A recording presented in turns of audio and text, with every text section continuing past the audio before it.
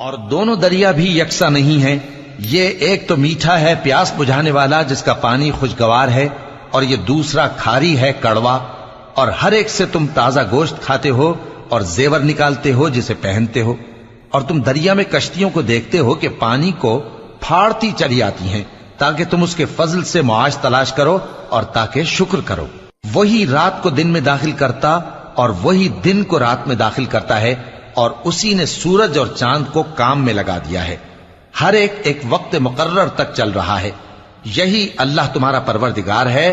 اسی کی بادشاہی ہے، اور جن لوگوں کو تم اس کے سوا پکارتے ہو وہ کھجور کی گٹھلی کے چھلکے کے برابر بھی تو کسی چیز کے مالک نہیں۔ اگر تم ان جھوٹے معبودوں کو پکارو تو وہ تمہاری پکار نہ سنیں، اور اگر سن بھی لیں تو تمہاری بات کو قبول نہ کر سکیں، اور قیامت کے روز تمہارے شرک سے انکار کر دیں گے، اور ایک ہی باخبر